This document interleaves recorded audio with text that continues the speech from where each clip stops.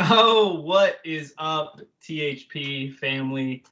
Today we are doing a podcast for the very first time with Connor Barth, a part of the team. Probably the first one in I don't even know how many months. Isaiah, Let's just call this one episode 1. this is episode one. This is like Steven Selly's dunk journey, where he like changed his mind. This is season 2. Season two. Do we want to address why we deleted the podcast and bring it back? I mean, we've already touched on it, but like one of the biggest reasons why is because one, we got so much good feedback about the podcast like months later, which like is kind of frustrating because it's like, well, we stopped doing the podcast because like it didn't seem like anyone liked it, and then all of a sudden everyone loved it. So it was like, I'm doing all these podcasts, I'm spending like an hour a day doing them and editing them like another hour, and it doesn't seem like anyone's listening to them. So that's kind of where we got away from it. And then we were the heroes that Instagram deserved, but not the one it needed. No, it's the one it needed, but not the one it deserved. Yeah, we're the hero that Instagram needed, but not the one that it deserved. That's very true. And I think, I think it's good that we're back and we're doing it, and we have Connor now, a part of the team, which is super exciting. So we'll be able to talk about a lot of different content. I know my biggest issue is that I need to let other people give input sometimes, so that's something I'm going to work on. We'll have a bunch of new guests. Any other updates for the podcast? I don't know. I like it to be open format. And I'm fat. What'd you say? I'm fat. You're fat. Oh, yeah. Okay, so we'll give you guys life updates because we haven't really done this. And everyone's like, what are you guys doing? I don't see anything going on. Yeah, because we're busy coaching our job. Anyways, Isaiah is fat right now, apparently. Isaiah, do you want to go ahead and just let us know why you're fat? Yeah. So I just took a break from training and dunking for 2 weeks. That's the longest break I've had, basically, probably for like 2 years, I want to say, aside from injuries. It's actually happened a lot because of injuries, but aside from injuries, the longest break. And I weighed myself like 2 days ago, and I was almost 190. And nice. I'm in the lab, bro. Anyways. So yeah, I weighed myself and I was almost 190. And then John freaked out. He was like, "What the hell have you been doing?" And what have you been doing? Yeah. So my girlfriend came to visit me, who I haven't seen in months. And while she was here, I realized that I basically starve myself in my daily life, because like we actually started eating 3 meals a day like you're supposed to. And after every meal, like I couldn't eat all the food. It was literally more food than I was used to. And like it was to the point where I was like actually sick to my stomach because like I was eating too much. So for the first like 3 or 4 days, I like couldn't eat. And then I started thinking about why, and it's because I literally just like I'll work till 1 without eating, eat a bowl of cereal, train, and then eat like one more time. I was gonna say usually we'll eat a bowl of cereal mid-work because you're like, I can't do it anymore. I gotta eat, and that's just what you do. I don't know. Yeah. So yeah, I just haven't been used to eating, and yeah, and the past 2 weeks I've been actually eating like 3 meals a day like I'm supposed to, plus not training. So yeah, but look. Tell me you're not gonna pull your abs up right now. Oh my god. Wow, I just Dude, uncomfortable. No joke. I actually just experienced that exact same thing like for the last 2 or 3 weeks, where I'm eating like way more because I'm not really training or jumping. But like I don't think I've put on much weight, probably like 5 pounds. But I mean, same thing. It's like still. Wow, Barth, I can't see what the. Oh, you do have abs. Yeah, I still have abs, just in case anyone's like. Wow, look at that. That's what bad lighting too. That was bad lighting for abs. No, you're in the office, bro. Well, the lighting in the office is just not good. The lighting in the lab is very solid. Oh wow! For the viewers on YouTube, I'm glad you could all see that. That's the thumbnail. Isaiah is fat. Yeah. That was. All right, great. That's amazing. Welcome to the THP podcast, episode 1. Yeah, literally the madness ensues, and this is usually how it goes. Anyway, so that's Isaiah's update. My update, I really have not been training either. Actually, I took a short break as well for personal reasons. And where'd you go?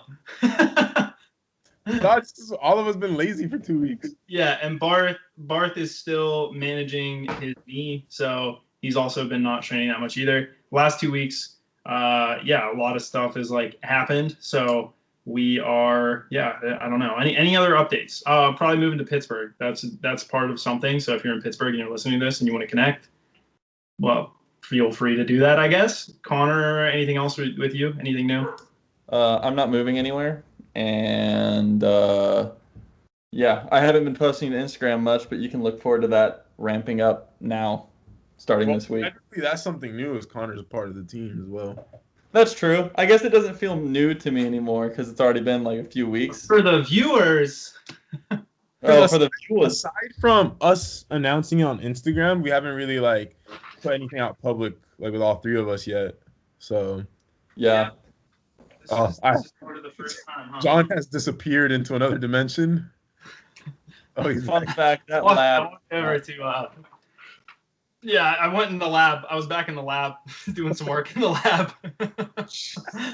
Had to run some tests on my petri dishes, looking at tendons underneath a microscope. No, I'm kidding. The COVID updates. Any COVID updates? Nothing really, guys. The world's still shut down. Congratulations. I predicted this in March. It's actually comical. Not really. We started the podcast. It was right when COVID was like at its peak. Like right when, not its peak, but when stuff started like shutting really down. closing I down. think that's why we started the podcast, because we literally had nothing to do. Literally, we started the podcast because of COVID. Anyways, I feel like that's enough of our personal lives updating and things like that. So my hair's a mess right now. Don't worry about it. Anyways, we're going with some different topics today. What we're not going to talk, we have a couple different ones. I'm going to delete the first one. Maybe we'll talk about that later. But as we go, as you guys know, we get really off track. So we're going to do our best to stay on track, but it probably won't happen that way. So I want to talk about the penultimate step, because especially specifically for 2-foot jumping. And the reason why is because so many people don't understand what it does, how it's used, how to do it correctly, common mistakes. Like no matter how much we talk about it, I feel like people don't get it. So I want to turn this over to you guys. Isaiah, you said this a little while back, and this is something I learned since probably the last time we podcasted. But what do you think about when you're grounding your penultimates? Actually, when you do a jump in general, and maybe this actually shows you how important the penultimate step is. Didn't you previously communicate to me that the only thing you think about is basically the penultimate step? Like, yeah. So I don't think at all during the run. I'm just staying relaxed, and then as soon as my right foot hits the ground, I just think about pushing hard and taking a super big step for the penultimate, and that's it. And then the rest kind of just takes care of itself.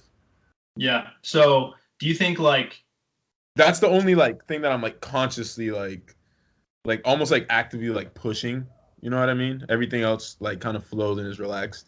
Does it feel like a big push? Does it feel like upright sprinting? Does it feel like acceleration? What kind of like, does it feel more like accelerating? It feels like the first step in a sprint, getting out of the 3-point stance. Really?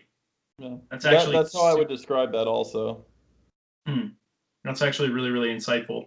Okay. In terms of imagine you're running, right? Like on flat ground, and then there's stairs, and like you step on the first stair, and then you take a big like leap up the stairs. You try to, that is one of the or imagine you're running into a pool, and then like you jump into the pool by just running into it. So you take that like huge last step, and you just extend into the pool, but don't take another step.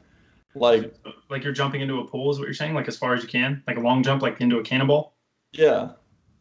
Huh. Like that's how it feels. You're doing that into the ground. Oh, that's actually crazy. So it's like when you jump into the pool, like you're doing a cannonball as far as you can or something like that.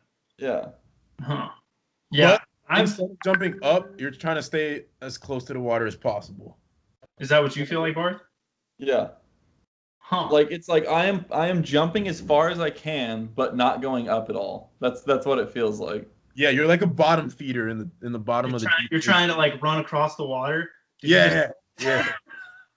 No, I bet if you actually went and tried to like take a giant step and push into the water like you were gonna run across it, that is exactly what it feels like. Maybe we're gonna start integrating that as a drill. I always like these questions because I think a lot of the time, like when I was at Altus specifically, you'd be working with these pro sprinters, guys that run like 10-0 in the 100, literally 971 or 979 is what Andre DeGrasse ran. So he's literally one of the fastest guys ever in the history of the world. And he's like, coming out of the blocks and his rhythm's crazy and he's hitting the ground super hard and he's super volitional. And I'm like, okay, listen to the coach, like rhythm. positions, they always used to say projection angle, rhythm, and I don't know if it was propulsion. No, that's not what they talked about. It was always like pushing or something, like how far you displaced out of the first block. I think it was like pushing, or it was projection, rhythm, and then projection angle or something, or angle. So they would talk about how well you pushed out, the angle, and all this shit, but they never talked about what it felt like. And I'm like, asking the guys, I'm like, yo, what? I pulled Jeremy Dodson aside. He's like a really fast sprinter. So he runs for Samoa. And I'm like, what does it feel like? Like, what are you thinking about? What sensations do you get? Because like as a high jumper, one of the things that always made me better as a jumper when it comes to coordination, you have to be able to feel things. Like you have to know what feels right. Because when you're doing it, you're going to feel the jump. Like you're going to feel your foot behind you. That's proprioception. You know what I mean? Knowing where your limbs are in space. And then like the more that I kind of chase that sensation, whatever that feels like, the better it got. So for you guys, like what you said, Joe, it feels like you're running across water, or Isaiah, like you said, it feels like, you know, you're jogging up to some stairs and you get to that first step and you try to cover as many steps as you possibly can up the stairs as possible, right? You know, those are some different sensations. Like, you know, I think that creates some context into people's head because everyone's ran upstairs before. Everyone's tried to cover as many stairs. Everyone's jumped into a pool. Like those are easy things to relate to. So in terms of coaching, it creates like some context. I don't know if you guys have any comments on that. Yeah, I mean, I think that's the biggest problem I've run into with people is it's one of two things, right, when it comes to the penultimate step. So either they don't extend fully, which I think y'all probably see that a ton too, or they extend fully, but they extend up at like a slight diagonal instead of like their hips should drop some, their hips go up because they actually like hop. You don't literally want to hop up into the air. Yeah, they jump into the takeoff. They jump into the plant foot. But like those people, if they just push forward instead of that slight up, they're fixed. And then the other people is just having to like mentally get the sensation of just fully extending. I've been seeing that problem a lot recently, the hopping into it. You can really tell when somebody hops into it if the angle of their plant leg is really big, you know, like the angle like to the ground. Yeah. Low. You mean their shin angle? Yeah, the shin angle to the ground. So if it's like really vertical, you're saying? Yeah, you can tell someone hopped if it's closer to vertical. At toe off or touchdown? Touchdown. Touchdown of the plant leg. Oh, touchdown of the plant leg. Yeah. Oh, okay. Yeah. So plant leg. All right. Okay. You guys confused me. So when you touch down the plant foot, so if you're right, left, the right foot, that leg is super vertical, is what you're saying. Yeah. Like super vertical in the sense of like Isaiah and I might be at like our shins at like a 45-degree angle. It's probably lower than that, but like someone else would be at like 55, 65 because they hopped up more. Yeah. I've seen some really like vertical like Justin Darlington. Yeah, even Justin Darlington I think has a pretty. He hops into it, but then he like adjusts his body in the air. Looks like he's jumping onto a snowboard, bro. He looks like he's jumping onto a snowboard. I think the more speed you have, the smaller the shin angle needs to be, so that you can like convert that to. Because think about it, if you're going fast as hell, and then you plant with a vertical shin angle, like your body, you're gonna just tip over. Yeah, you're gonna rotate. That's what and John has talked about this when he says like Isaiah's best jumps look more like he's rebounding off the floor than anything. Yeah, like the deeper that angle is, the more time you have to like actually build up the strength and then like extend. If you're already at the top, you don't have any time to extend or build any power. You just have to go. Can you feel that when you guys do it? 100%. I can feel it. Feel what the force? No, not the force, but like Bart's saying, like if you have a really too vertical angle, you can feel you just don't have any time to push up. Yeah, like to me, it feels like I'm falling forward. Really? Like I don't really know, because like the only times I've really used like a high vertical shin angle is when in game, like just because like it forces me to use that. Like maybe I don't have time to fully extend or something like that. Or like during warm-ups, I also have a pretty high shin angle, but that's because I'm not using like any speed at all into my approach. And then also I feel like the more your block foot leg bends, the more vertical you can be, if that makes sense. Like really? The more balanced I am, like between both legs, like I don't think you need to be as because you can't really bend your block foot if you're all the way like leaned. You know what I mean? Like you can't use your block foot as much. So Wait, hold up. I'm really confused by what you're saying. So you're saying as your block foot touches down, yeah, if you're leaning back too far, was that what you're saying? Yeah. If you have a small shin angle, right? So that foot's coming in like this, like almost parallel to the ground. So for those of you that don't know what you're saying, you're not going to be able to get a lot of push from your block foot. Your block foot's going to play more of a deflection role. Like it's going to come through and then hit. But if you're more vertical, like it's your block foot's in a better position to apply force. That's not ideal. I'm not saying that's what people should do, but that's how people I think get away with it is they use they're like more balanced between both legs and they have more. Oh, so you're saying it turns into like almost like a hop step. Yeah. Exactly. Do you feel that sensation?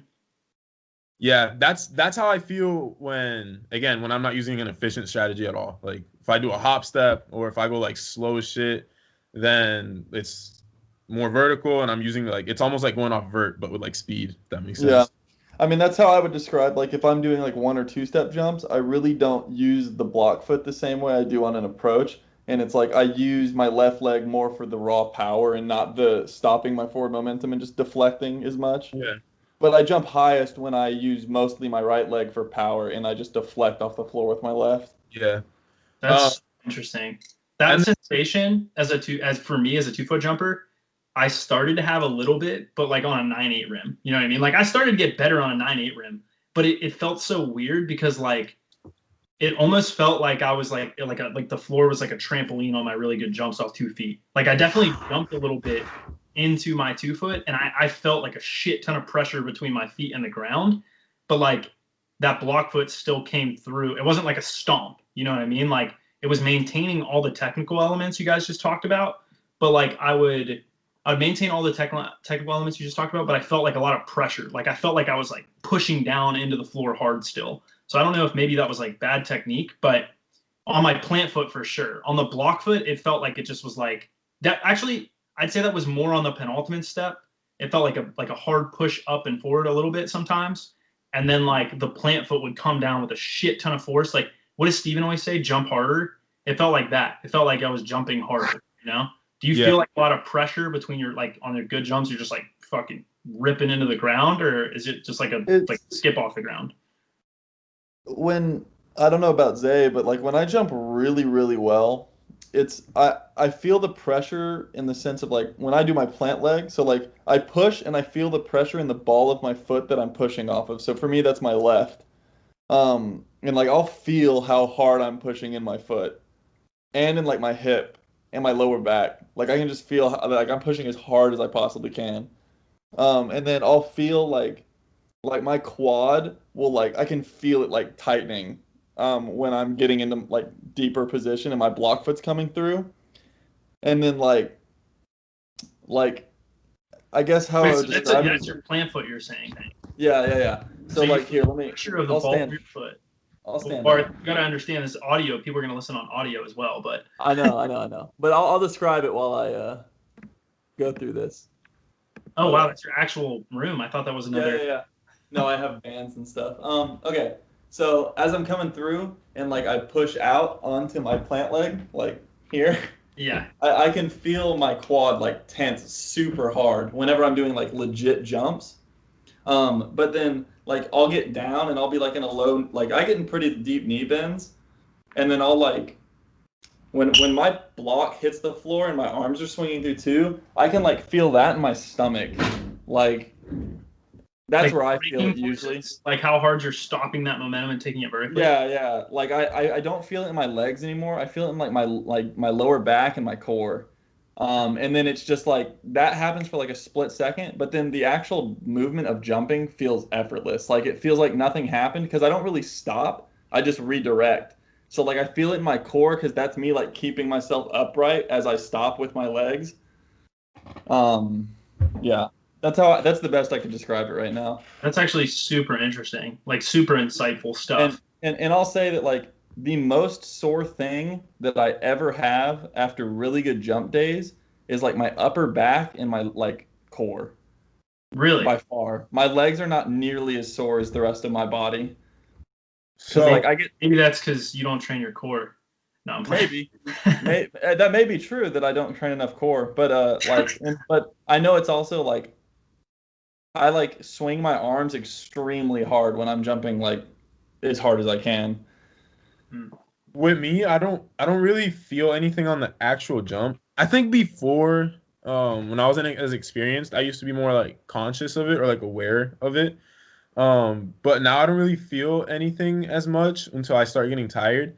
But I will say the next day, like the only thing that ever gets sore will be my quad, my left quad, left glute, and then actually like the most ridiculous soreness will be from my traps. Like that's just like Yeah. by far the thing that gets the most sore is definitely my traps. I wonder if that's from like the type of dunks that you're doing though too, if that plays like a role in it, you know? Because I feel like It's from Yeah, it's from like pulling back.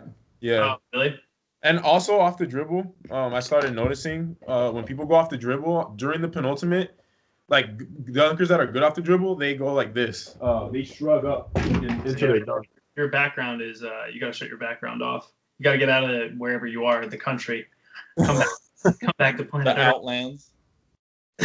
This is why you guys, you know, you can listen to this on audio or you can watch it. And part of the reason why it's beneficial to watch it is because of demonstrations like this.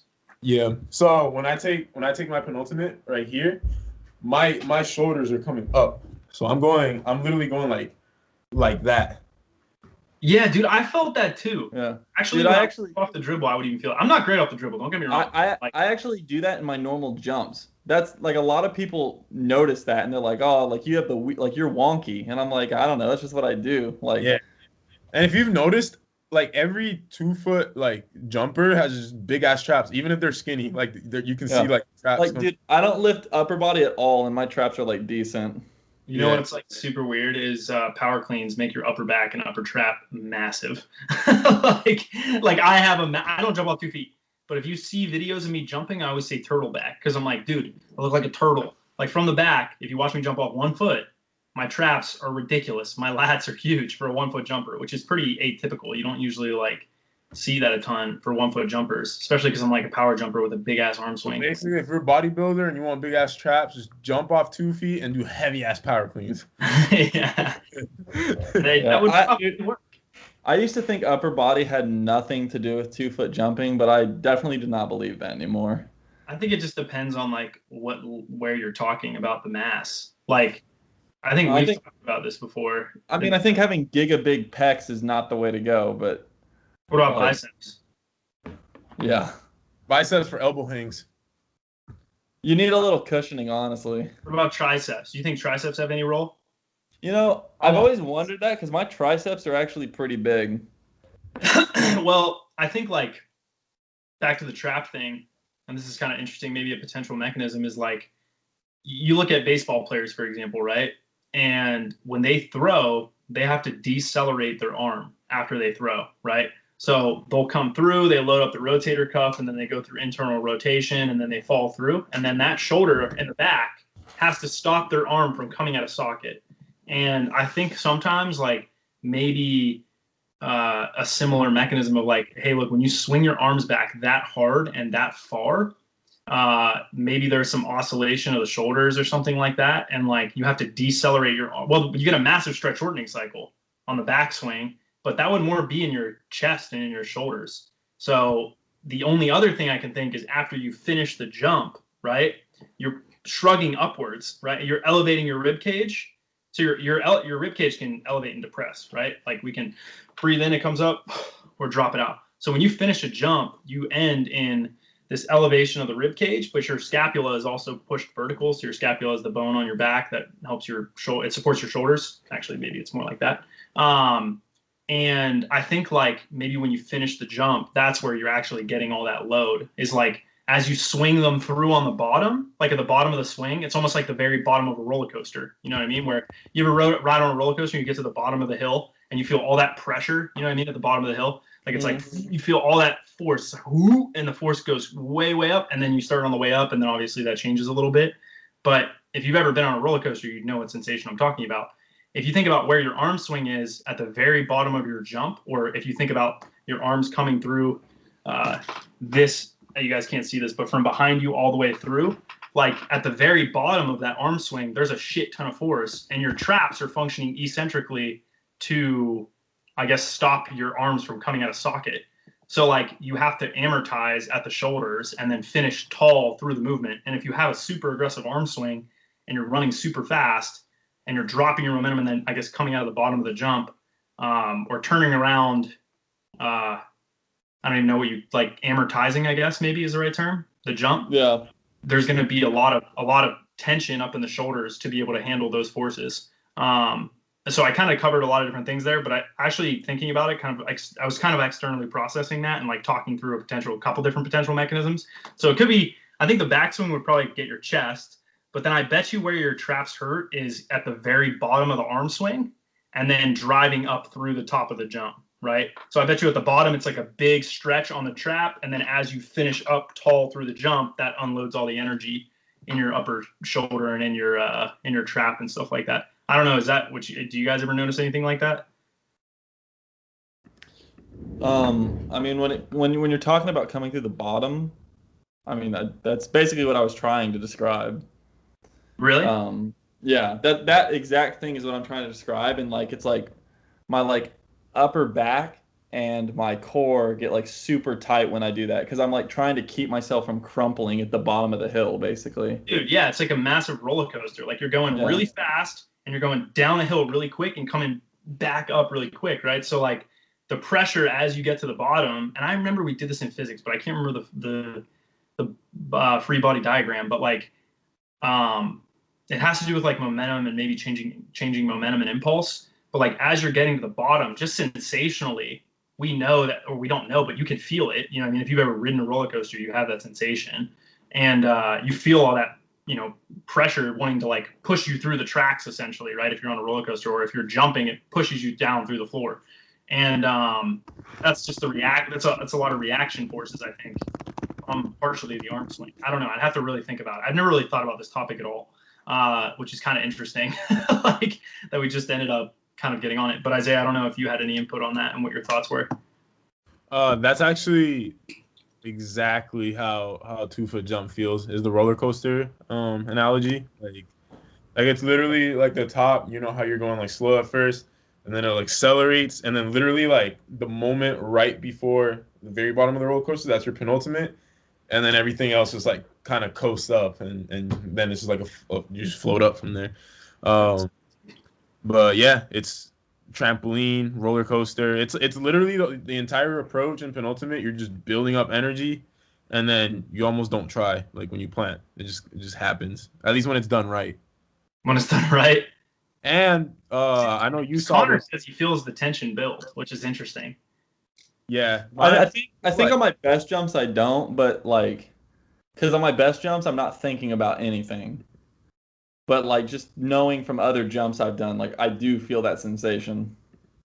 But it's usually like Jose said, when I get tired and I have to start thinking really hard to stay focused, like then that's when I really notice it a lot. Yeah, I think it was said best with Area 51 when he put on his story the other day, or his page. I put it on my story. Yeah. I shared that as well. Yeah, Thursday. That was last Thursday. Last Thursday. Yeah, he said like it's like fluidity or like water. Like you're super relaxed until like. I got it right here. Yeah, so he said, by the way, shout out to Area 51. He is a legendary TFB dunker. He's only 5'7" and used to fly back in the day. What's his first name? Chand? Yeah, Chan. His IG, if you want to go check him out, it's at Area 51 Dunks. And he said, by the way, real quick, he was my absolute favorite dunker ever. By the way, I don't know if you guys ever knew that. He was my all-time favorite dunker. Anyways, go ahead. He said, the hardest thing I learned early on was to relax through my motions. Technique is not just about how you move, but when to relax and when to apply your power at the right times. This is why I don't overexert myself on my lead up so I can maximize my final 2 steps. The biggest mistake I made early on was to try and push through my jump, which made me tense up. What looks effortless is actually efficient movement. Relaxed, fluid like water. Yeah, that's like the hardest thing to tell, like to teach people, I think, too, because they think they have to like be tight to try hard, but this is not the case. Like you can try, like I try super hard, but don't tense up at all. And you'll see too, like I think you and I are both a lot like this actually. I think 2-foot jumpers are better at showing this than 1-foot, maybe just because our run-ups usually aren't as far. But like the first 3 steps will be like not fast at all, and then the last 2 will just it's like I don't know how to describe it. It's like every step is like a little faster, but then those last 2 to 3 steps are just a lot faster. It always looks like it's really slow until you ground the penultimate step, and then it's just like, you know what I mean, full balls to the wall. Like if there's one spot that you should apply a lot of force, it's on. You should feel a long draw of force. It feels like it's on the penultimate step, like the first step of a sprint, right? Coming out of the blocks. You see terrible people push out of the blocks whenever they chop their steps, right? Like if you've ever sprinted before and you watch a good sprinter, they open up their hips a ton on that first push. Like it is a super volitional open push the first 2 steps. It almost feels slower. It does. It feels slower than the rest of the race if you do it right. Well, why is that? Well, because your foot's on the ground for 200 milliseconds or something like that, relative to 80 milliseconds. That's like less than half. Does anyone know what the ground contact time of a good 2-foot jump is? Actually, I'm literally I'm measuring the frames right now. I want to compare the speed difference between the penultimate, like your penultimate step, how long it's on the ground for compared to like your plant leg and how quick and how long that's on the ground. Oh, you for. mean your block? I think you should look at the step prior too. Like what would be interesting to me is like, let's look at ground contact times for someone like Nico, and then someone like you, Isaiah, and then someone like Jordan, and then, you know, someone like Dan. Because Yeah. I think like when you get into this long, short versus short, long discussion, which if you guys don't know, if you ever seen Nico Christie jump, he's got a really short, quick penultimate step, but the step prior is very long. So he'll say, well, my penultimate step's super aggressive, it's super volitional, and it is, but it's more like a jab. Versus what I always give the analogy of like resting your hand on a heavy bag and then trying to push the bag over a long period of time, or the first step of an acceleration, right? Nico's probably feels more like an upright sprint. It's like a tap. And you guys probably feel a long volitional push, right? Yeah. Mm-hmm. I think that was the biggest difference I noticed when I started 2-foot jumping well versus poorly. When I jump like doo-doo, I like hop into it, and the only way that works is if you're like Justin Darlington, I feel like. Yeah. I mean, I think like if that's your natural style, I don't think anyone should really get away from it too much. Yeah, that's like the speed jumper versus like power jumper. Yeah, that's like literally the 2-foot equivalent of it. It is. And it's very similar actually, because like speed jumping off 1 foot, your penultimate step sweeps way behind you. And in power jumping, it feels like short and like you're on the ground longer, but you're like lower. I don't know. It's a weird sensation. I don't know how to explain it. But there's like more early on when I was learning speed jumping, it was more of like a sweeping sensation and leaving the penultimate step behind my body in a long draw on the ground early on. Now it's much quicker and everything happens like it's big and fast and fluid. Like that's how speed jumping feels. Like it's like a tap, but it happens so fast and so quick, and like you don't even notice it. Versus like power jumping feels like I load up that quad. Like I can feel. What did you find? I'm measuring this. This is actually a Connor in-game dunk. It's the only video I had that was like pretty low frames per second, 30 frames. That way I can measure it quicker.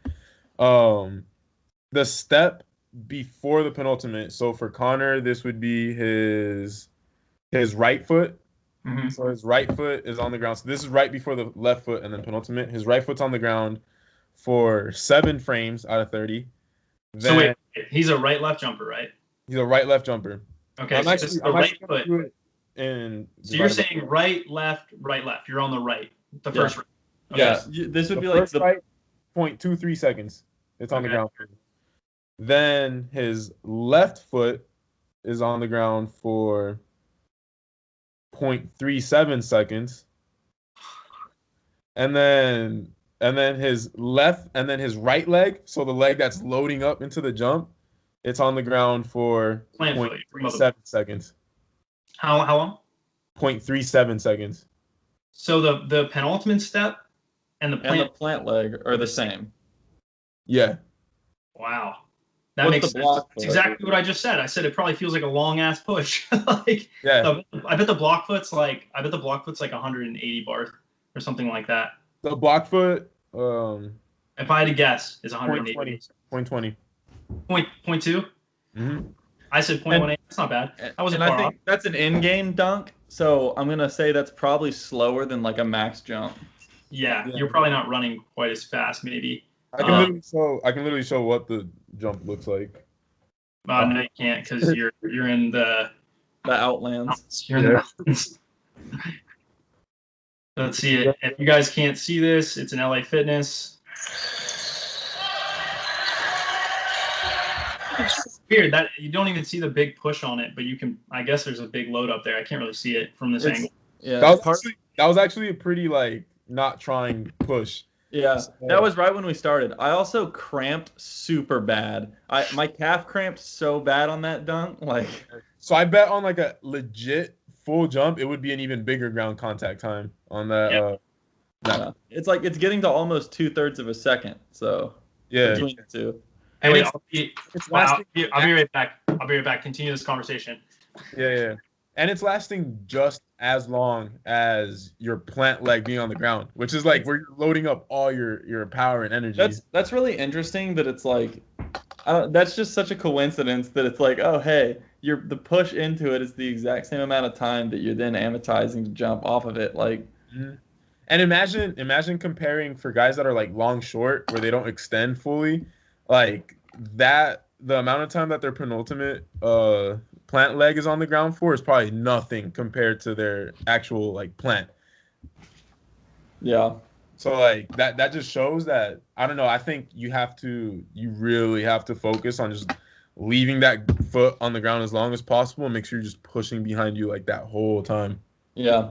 I mean, I think that's the biggest cue for sure. I usually, like, I've tried to tell people a bunch of different ways to do it. I've been like, push forward, extend forward, and then like a lot of people will be like film yourself, and if your knees bent, you didn't extend enough. I think sometimes people run into issues where they're too tight to actually fully extend. Which actually, this is like a side topic, but flexibility. This is all about the penultimate step on. Yeah, but it's like if you're not flexible enough to like actually extend all the way forward, then flexibility is an issue for you. But other than that, like, you don't need to be hyper like flexible to jump. That reminds me too, another really key factor on a penultimate step for 2 feet is you should be low going into the penultimate step. So for a left-right jumper, this would be your right leg. For a right-left jumper, this would be your left leg. You should be in basically a lunge position right before you take that penultimate step. And as you push out of it, you shouldn't. I always tell people, it's like, imagine there's a line, like there's like a freaking laser beam, and it's right above your head, and your head, and the laser beam is always gonna stay, like, if you drop down, the laser beam's gonna drop down. If you drop down even more, the laser beam's gonna drop down with you. But if you go above, it's gonna stay at the same level. It's gonna kill you, right? When you during your approach, your head should never pass that laser beam again. So how that would look, I'm as you're doing your approach, you're getting lower, getting lower, getting lower. Take your penultimate, and then you go lower. When people jump into it, they're getting lower, getting lower, getting lower. Then they go high into it, right? So you need to be low going into the penultimate in a lunge position, and then from there push out and down into the ground. I mean, it's literally how we're talking about the roller coaster. That's exactly what it looks like, and I've done this with a lot of people. Is like, I will take a video and just trace a dot on like where their hip is, and then I'll just follow their hip through the video, and it literally just goes whoop, like a perfect half circle on a good jump. But if it's not, then you'll see it like it goes up, or it it goes forward but doesn't smoothly go down. It just jankily like goes down and back up. Like, the smoother the circle is, usually the better the jump. Yeah. Like, I bet if crazy interesting, like, it would be like a perfect smooth. You know what's super interesting? That's called tracing the path of the center of mass. It's not perfect, but if you trace the hip, it gives you a decent idea. And when you're high jumping, that exact thing is done. And it's interesting because 2 foot jumping is very different than 1 foot jumping. there's a lot of ways to jump high off 1 foot. There's a lot of ways to jump high off 2 feet. But on 1 foot, you typically want your center of mass to be low prior to grounding the penultimate step and stay low until takeoff. You don't want to see it drop down. It can come up slightly into the takeoff, but not too high. So like as you ground, like when I do really fast and high jumps off my speed jumping, it feels like I honestly, this will sound corny as hell, but like, did you ever see Jurassic Park, the way the velociraptors are just like, you know, on a semi squat and they're still like springy? You know what I mean? They're like kind of like pre-sprung, ready to like bounce the shit and like kill you and jump on you and put their little talon in you. That's literally what it feels like when I speed jump off my left or my right. I'm sorry. Like it feels like I'm like springy, but I'm in this slight semi squat and I'm trying to like run as like I'm like da da da da da da da, and then that like rhythm ratata. It's like a Daniel song. Okay, dude. The fact that you say that, by the way, rhythm. That's literally how I jump. Like Zay knows this, and I mean John, you know this too. Like I listen to music basically every time I dunk. And the reason is, like, for some reason, listening to the music helps the rhythm of my steps. And, like, that's, like, more now when I jump really well, more than focusing on any, like, physical, like, ooh, I'm pushing now sort of thing. I, like, I focus on, like, a beat, basically. And that's, like, how my jump progresses is, like, through the beat. Yeah. Like, when I watch, like, Nico jump, I can, like, tell his beat is different.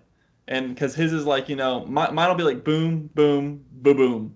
But his is like boom, boom, boom, boom. And like there's like the last 2 steps are just like at the same time, basically. Because he just hops. So it's like boop, boop. But mine has that like drawn out like boom, boom. I don't know. I know what you're trying to say. Confusing. Like I know that's super confusing, but it's like I always say this, like good jumping is, in terms of your muscle activity, is like it's harmonic, like a symphony. It's like a perfect symphony where things turn on and off perfectly, and that's why it looks rhythmic. That's why it looks harmonic, because the muscles are connected to levers, which are your bones, and the bones are moving according to how your muscles are contracting. So if things are turning off harmonically in a symphony, like a perfect symphony, and it's going to be rhythmic. It's going to look rhythmic because your internal physiology is dictating this output that you're doing on the ground. So like if it doesn't look fluid, if it doesn't look harmonic, if it doesn't look like it's this beautiful orchestra or symphony working together, then it's not gonna be pretty, and like it's gonna be jarring, and it's gonna look like someone just freaking started banging on some drums off the beat, or like playing the guitar with no purpose or timing on anything. And like biomechanics kind of work that way. So like that makes sense to me that would be a cue. It works for me off 1 foot as well. Like when I jump really well, like the rhythm's like tossed and it's like 1, 2, 3. Like that's almost what it feels like. Well, it's lob, I gallop in, and then I go left, right, left. That's kind of what I do. And it's like a big arm swing as well. And like that happens so innately for me now. On my right foot, it's like 1, 2, 3, 4, 5, 1, 2, 1, 2, 3. That's what my right foot feels like on a full high jump approach. So like when I speed jump, but it's different according to like everything, depending on what you're doing. You know what I mean? I feel like that rhythm is going to change. It's task dependent. Isaiah, I don't know if you had any comment on that. I just have a monkey in my head. Just...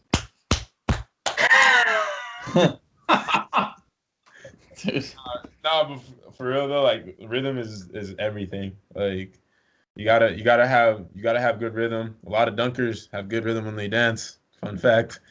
A lot of basketball players do too. I think that's huge in terms of jumping is rhythm. It's something you can see improve from guys that like that are young, and then seeing their jumps like a few years later. Like I think rhythm is one of the biggest things that you can see that improves. And I think that too, it comes with practice. Like it comes with practicing the right things at the right time. And this goes with anything with jump technique. You have to force yourself to fix it, right? Peter Haddad, perfect example. Changing people's penultimates, one of the hardest things you can do, because like a lot of people, you'll jump lower initially. Shout out Connor McCowan, I think is how it's pronounced. He's been doing it, really struggling with it, and he's getting frustrated. Stay the course. You've done 1 day, you've done a week, you've done a month. That's a blink. Yeah.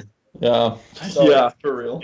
You literally have to just just suck it up, eat it, and force yourself to use the good technique, because that's going to pay dividends off in the future. And yeah, extend, push that back leg hard. And keep it on the ground a long time, because it's on the ground a long time. Like it should feel like a tap. It shouldn't feel like upright running. It should feel like the first step of an acceleration. And I find the body's really good at like auto-regulating itself. Like if you practice an efficient technique enough times, eventually it'll become your body's most efficient technique. Yes, you will auto-regulate it for sure. Like you figure it out. Self-regulate, I think is what it's called. This is just like another like random cue for that, but a lot of the times I would tell people to like, you literally want to think about breaking the concrete underneath your back foot. Like if that's not how hard you're trying to push, like you're not pushing. I like that. I mean, that's like a track cue. That's like a track cue almost. Also, another thing, Nathan George does this where your back leg comes up super high when it starts to come down. Keep that foot close to the ground, that back leg. I think like what's interesting is when I was in Florida, like a month ago or something like that, we kind of like we were in the living room, and like I don't jump off 2 feet. Like I really just don't. It kind of gives me hamstring tendinopathy on my plant foot because I'm really inflexible, and like I don't really load my hamstring that way. So it just adds a lot of compression because I try to do the elite technique without elite preparation. Because I'm just like, I mean, I have elite preparation for 1 foot, but I don't do shit for 2 foot. So I'll just come into this and be like, I got this. We're only talking about one portion of the entire jump right here, which is kind of interesting. We're really mostly talking about the penultimate step. But I remember like telling myself to feel the different sensations and stuff, and you guys are watching there. And like, if you played it in slow motion or whatever, like positionally, it wasn't terrible, but there were a couple of things that were off. And I was like, oh shit, like I'm open, and I'm like, one of the things that most people don't do is they don't open up. They don't open up their movements. They don't get a bigger arm swing. They don't get a long, they're like, when you say a big arm swing, everyone understands that. When you say a big penultimate push, no one understands it. It's so weird. Like if you say big arm swing, your arm comes all the way back. It pops all the way back behind you. If anything, when I tell people to have big arm swings, their arm swing becomes too big. Yeah. Like penultimate step is like one of those things where you almost can't overdo the push. But arm swing is like you can have too much arm swing. It's so weird. I've never understood that either. I think if you like mistime it, like if you mistime the arm swing, I think it can push you forward as well, and that can kind of screw you up. That too. Super common. Yeah, that too. But it's also like if you don't have mobile enough shoulders, people's first compensation is going to be their torso position. That's what I just said. Yeah. Also, but it's like, you know why I feel like a lot of people don't understand this is because they don't study their jumps. It's impossible if you've played your jumps frame by frame. If you spend 2 hours a day playing your jumps frame by frame and compare it to somebody that's good, you can figure all this shit out. Like people don't spend enough time studying. Now, I never actually did that, but something I've done a lot of is like I'll watch dunk mixes. Like when I was first starting to dunk, like obviously I'm watching Jordan Kilgannon, right? And I would like watch his jumps and like try to imagine being him at that moment. So like I had like tons of visualization practice. Like I wouldn't go watch my own stuff all the time, but I would like watch everyone else and just like nonstop visualize like trying to jump like they did. Yeah, because you end up noticing if you've watched hundreds and thousands of hours of dunk footage, like you're gonna be thinking while watching it. Like you're gonna notice every little like aspect. Well, if you're curious, if you're just like a brain dead freaking rat that just like is just sitting in its freaking cage and they took the brain out and it's just like watching TV because like it's just there's nothing going on up there, then yeah, like nothing is gonna process. But if you're curious, I think like we are, and you really are passionate about something, you want to know how is that possible? Yeah. How the hell are they doing that? So you're gonna like once you understand watch it a different way, you're gonna analyze it. Yeah. And I mean, when people start analyzing what they do in the air, I'm like, that is the dumbest. Like how people jump, and they're like, oh, it's what they do in the air, and I'm like, you must know nothing about physics, but no. Yeah, that's one of like, oh my gosh, man. There have been so many things that people have said about like once you leave the ground, you do this, it'll make you jump higher. I'm like, no, it gives you the appearance of you jumping higher, but that's it. If I pull my feet up to my chest, I look like I jump high, but I actually don't. Like I think heel kick is extremely misunderstood. I know we share this sentiment. I don't even know what it is. I don't even Exactly. But I do think it's a balancing mechanism for the most part. Do you mean when your heels come to your butt? Yeah, I'm talking about butt kick. Yeah. But like in flight, because butt kicking is a term by Yusuf Stepina in high jump research that is like speed jumping. That's what butt kicking is in 1 foot. So when people say butt kicking in 2 foot, I'm like, but I'm saying butt kicking is not a technical aspect of 2 foot jumping. That's what I'm saying. Okay, yeah, I agree. If anything, it's like, okay, you push off the ground really hard, and it's either you're balancing, or it's like your muscle like relaxing and then contracting again because you just extended super hard, so now it's like coming back. Yeah, it's like relaxing in a sense. What's weird is like for that to occur, like whenever I do that often when I jump off 2 feet, I feel like it's like it makes me feel like I'm floating. You know what I mean? Like you push off hard and then your feet come back to you in this fluid kind of motion, and it just feels cool. But like I think that it feels great. It's like through extending my hip after takeoff, I want my feet to come back behind me because that's like it's almost like I visualize seeing that, and then I'm like, oh, that makes sense. Like your feet sure as shit aren't going to come out in front of you. Like yeah, no, and they definitely should. Like your feet are going to be behind you from pushing. If your feet are coming out in front of you, like something's wrong. Yeah, like, how would that happen? Like that wouldn't happen. If they're not going to come out in front of you, maybe that's the entire defense. When you jump, your feet aren't going to move in front of you. That's for sure. Yeah, I think it's interesting because you talk about like being interested, and I think that all of us like really appreciate like the scientific side of things. Like I'm like looking for like the objective truths in jump training and like jump technique. Like I say all the time, I'm like, it's objectively true, and people are like, is that a thing? And I'm like, yeah, objective. Yeah, people don't understand the difference between like objective truth, personal truth, and there's like truths just because people say they're a truth, like which is just a lie. Like personal truth, I can understand being mistaken for like objective truth, because that can be pretty tough, right? Because if something is like extremely real for you, like if something does work for you, it does work for you. That's just the truth. But that doesn't mean it works for everybody. Yeah. But that's like that can be really hard to disconnect from, you know? Yeah, and I think that's where like we can get into this another time because this is really philosophical. But it's like levels of evidence, you know, like. This is why I say like case studies are the lowest level of evidence, but people make a shit ton of money on case studies. Well, I did this and it worked for me, so you should do it too.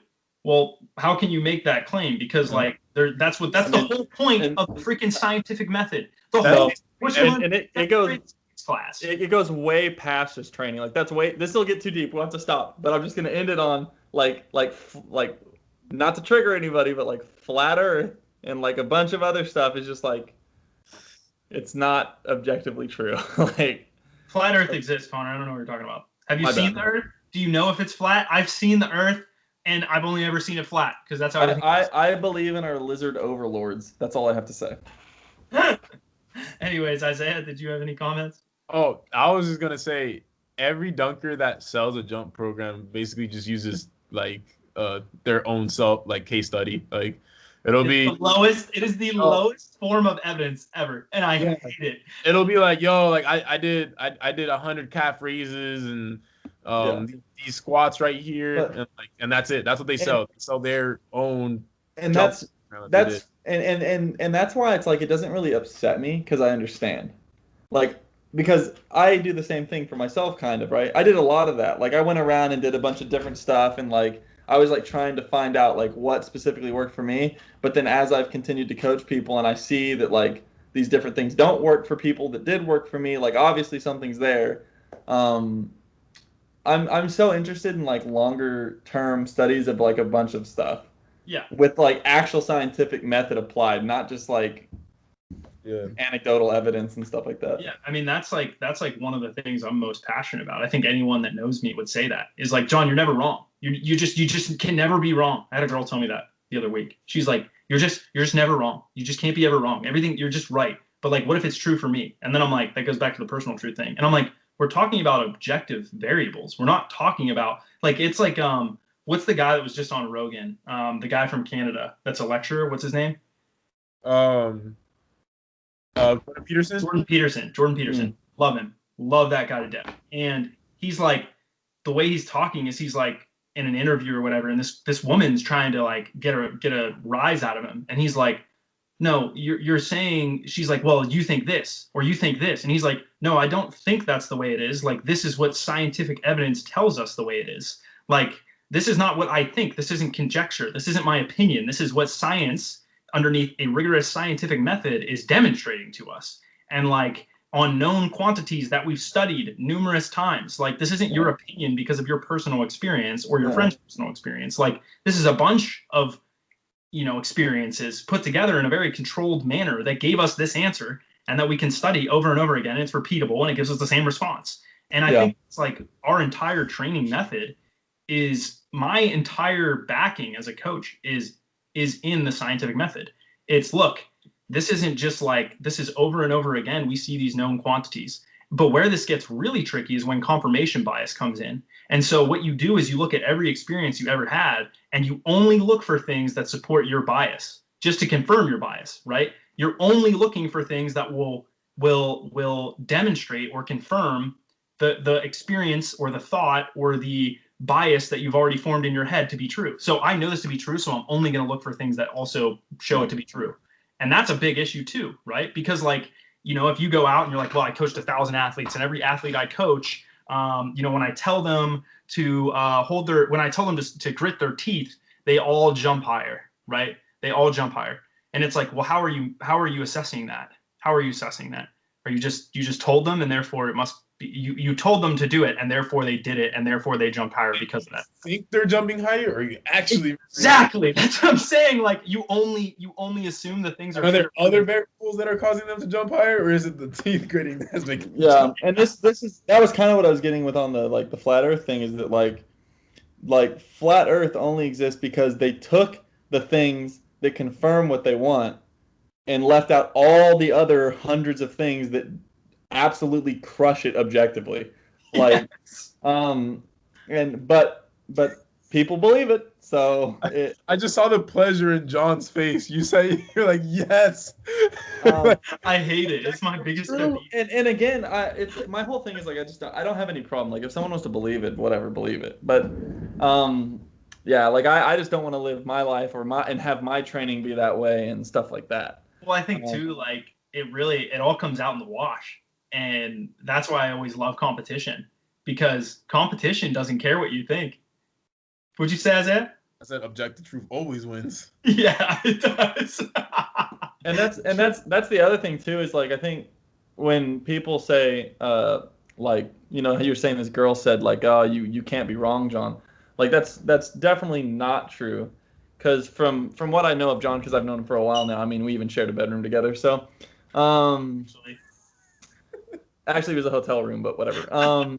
So, like if we continued to train people and we like saw studies that backed other methods that were better, and we tried methods and they did work better, and then that's us confirming their method, like, we would switch to what is objectively better and proven to be better in a day. Like, if a study came out that said if you get on a headstand, like do a headstand for 5 minutes daily, and that improves your vertical like more than any other kind of method that's out there, and it was objectively studied and measured, we would change all our training to do headstands for 5 minutes. We would like build it in. Like, I do this with anecdote too sometimes. Like, I don't know if you guys have known this, but like, I will take things from anecdote and I'll say, try it. Let me see. I want to see what happens. Let's try it with a bunch of athletes and see what happens. And this is the truth, is like, anyone can apply the scientific method. So if someone else does something and says it works, we can try it with ourselves or with other athletes who want to, and we can be the people who are confirming their method, so then it is actually objective fact. Like, yeah. Well, you don't have to wait for it. I never think it's fact. I just think there's evidence. Right. But it's objectively supported. It's supported. Yeah, it's supported. It's objectively supported. Yeah. Maybe that's everything in science is like facts in the sense of it's facts for what we know so far. I think it's like it's measurable in a sense. Yeah. But anything could change in a heartbeat, just depending on what is figured out. Yeah. And I think what happens is like people disagree with me and they're like, I'm like, well, I abide by 3 things. Like, I abide, and this is for me. This isn't for everyone, and this is a personal truth, but it helps me make decisions. When it comes to jump training, I abide by scientific. I abide by science. When it comes to my moral truths, I abide by the Bible. And when it comes to my decisions as far as the law, I abide by whatever jurisdiction I live in, right? So like if someone says, "Hey John, you should go rob that car.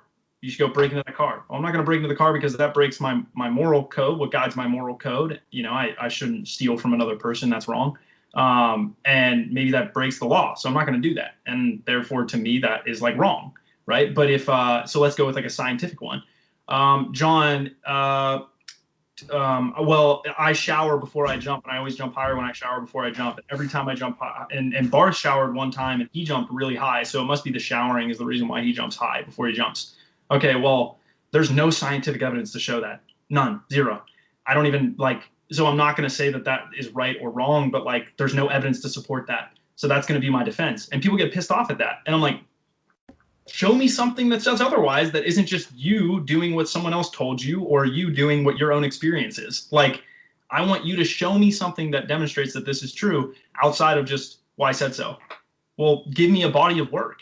Is there more than just you and Connor? Have you done this multiple times? Is it repeatable? Because if it's not, then I don't give a shit about it. Like, you know what I mean? And this is another thing too that pisses me off. And because I love rants. People that don't, I heard my previous, or I guess my mentor, Mike Young, say this. He was like, people that don't measure their training are afraid to see if their training works or not. That's why they don't measure it. People that don't test are afraid to see, they're afraid to confront the fear of their training being ineffective. Right? Love testing. Yes. Because testing doesn't lie. That's the biggest thing. How you feel lies to you. The Vertec doesn't care about your feelings. I said it all the time. The Vertec doesn't care what you think your vertical is. It doesn't care. Like when I do your reach, it doesn't. You might come up like everyone thinks. Everyone's like, I'm gonna come up to the Vertec and reach. It doesn't care. But if I do my own reach, it definitely cares about how I feel. Yeah, exactly. But like I always say, like your touch, like whatever you touch, it doesn't care about your feelings. Like people will come out and they'll be like Dan's like kind of like, oh, Dan Gross. He's like, yeah, he's like gross, not gross. He's like, I feel pretty good. I think like Isaiah and I are like under the impression Dan Gross is gonna come up and just slap the shit out of 12 feet. It's gonna be game over. We're just gonna head out and be like, what the hell? Dan comes up, touches 11.6, which is like a warm-up touch for Isaiah. Same exact reach, and we're all like, we look at Isaiah and I look at each other and we're like, how the hell did that happen? Likewise, it doesn't care. The Vertec doesn't care what you think your vertical is. It doesn't care how high you get your head to the rim. It doesn't care how high it looks like you get to the edge of the rim. You jump, you touch, and it tells you what your vertical is. Can we clarify Dan's maximum Vertec touch now? I don't care. I think the highest he's touched is 11.7, right? Is that the highest he's touched, Isaiah? Yeah. Yeah, that blows my mind. I didn't know that. You'd think it's way higher, wouldn't it? I thought he touched way higher than me. No. I've touched higher than Dan. What is wrong with the world? Dan has only tested one time on concrete, and he wasn't jumping super well. Hours of jumping. Yeah. Oh, so I think Dan on a gym, like a good day, I think he could probably touch 11.10. I think maybe. I figured he'd be like high 11s. Yeah, I'm pretty good at guessing what people can touch, and I don't even go by the reach anymore. I just go by what I think they can touch. And like, it's funny because a while back, Isaiah and I had a discussion about our friend Austin Berkey potentially touching higher than me, and I was like, no, he won't. He was like, he's gonna touch higher than you, and I was like, no, he won't. He's gonna touch 10. I was like, tops he'll touch like 10.10. And like, I'm pretty good at just assessing it. I actually do think in Austin's prime, Isaiah was right. But I was like going off of his current. I was like, there's just no way off 1 foot he can. But I think Austin in his prime could probably touch. I think he could touch like, based on seeing him jump the other day when I watched him off one, I think he probably could have touched like 11.1, 11.1 maybe, something like that. Isaiah, you think that's right? Yeah. Yeah. And his reach is considerably lower. So his vertical is probably higher than mine is. But it was like a funny discussion because it was just like Austin came in thinking like, oh, I'm going to crush him. I'm going to touch 11.5 warm-up jumps and like goes up off 2 feet and is like, dude, you haven't been training. You haven't been doing anything. Again, Vertec does not care. It doesn't discriminate. I always say that. The Vertec, your top touch, your peak touch doesn't discriminate unless the Vertec is leaning or you mismeasured like that. Yeah, dude, that's what's crazy is like when everyone can know my true vertical. When I measured my vert recently and got 39, I want to say fairly that I measured it not with a Vertec but with like tape in my hand, like slapping tape onto a backboard. So like it wasn't very accurate, and I wasn't trying to be, and I didn't really warm up. Like I was just trying to get a quick measurement to like guesstimate where I was at currently. Yeah. But What was like it's humbling. That was when I messaged y'all and told y'all that I like measured I measured like a 38 and a 39 like back to back. What month? I have no idea what month that was. This was a month and a half ago. This is like a month after I hurt my knee, so I hadn't done like much of anything. Oh, And okay. I wasn't jumping like at all, like because I was in quite a bit of pain. Yeah. So I know when we tested you, when you dunked with Isaiah and Dan, it was a really bad day. And I think you tested like 38 or 39 as well that day, right? yeah, and It- that was from the 11-hour car drive. So yeah, that was bad. and I also jumped the day before I left to drive there. So Yeah. I just, yeah, the point of what we're saying is, like, you can, and this is the thing too, like when you get those objective numbers, you kind of, this is exactly what happens. You go, okay, why did that happen? Why did I jump that high? What went wrong? What went right? What did I do? Like, that's why I like testing. When you beat your PR by 10 pounds in a back squat, or when you jump 38 or 35 or whatever, if you're me, there's days I go out and I can barely touch 11 feet off my left foot. Like that's like barely a 30, it's like a 37-inch vertical or 37-inch vertical, touching 11 feet. 37 is not terrible, but like I look at that and I'm like, damn, like I was really close to 40 a week or two ago. And people get discouraged, or I might get discouraged, but you shouldn't. Really, all that tells you is this is where you're at. What happened? What went wrong? What went right? What was the difference between this and the one that you did previously? Like that's why we test, so we can assess the situation and make decisions. You know, I was actually super happy when I tested that low, like so quickly, because I was just like, well, dang, like I can do all these dunks now, and I'm jumping horrible compared to what I was jumping like a while back, objectively, because like I had objectively tested like multiple inches higher than that. So it was like, dang, if I just get back to that or even past that, like I'm gonna be a freak. Yeah, exactly. And yeah, that's the beauty of it. But we're a little over an hour actually, which is way longer than we thought we were going to be. But that's fine. So this is the first podcast, guys. We're definitely going to be doing this more often. We don't know exactly what that's going to look like, but I like doing them. I think you guys enjoy doing them as well. Podcasts are dope. Yeah, I think they're fun. Isaiah, any comments? No, that's pretty much it. We don't want to tell you guys an exact schedule because that tends to be a personal truth and not an objective truth. But yeah, I don't think it's going to be out yet on iTunes, maybe, or Spotify. I think we're going to put it out on YouTube, and then you can also check it out on Transistor. And we'll add all that stuff to if you're watching this on YouTube, we're going to add all that stuff to the site like very soon. So you'll be able to find it in the members section and stuff like that. Yeah, but other than that, go ahead, Isaiah, send us off. Other than that, make sure you like the video. Tag us on Instagram if you're listening to an episode. Make sure you tag us. That way we can repost you on our stories. And other than that, let's take it easy, guys. Train hard. Sign up for coaching, THPStrength.com. You'll get coached personalized by all three of us individually. Best training on the planet. And literally, all three of us work together every day. We all write the training. Everyone asks weird questions like this. We all work on the training collectively. We all communicate every day. Like it's my biggest quality. My biggest core value in the business is equality and fairness. So we are always working together to make sure that we do that. That's what this business was founded on. Yeah, Connor, did you have anything else as a send off? It's nice to be on the podcast. I hope to bring many memes to the podcast. So wow, we do have a history of memes coming up from the podcast. And I just want to say that even when I wasn't with THP, I listened to the podcast as long as it was running, because it basically made me survive COVID. So there you go. Well, COVID's still going on, so maybe you guys will use this to survive a little longer. Anyways, guys, peace out. Thanks for listening. See you next time.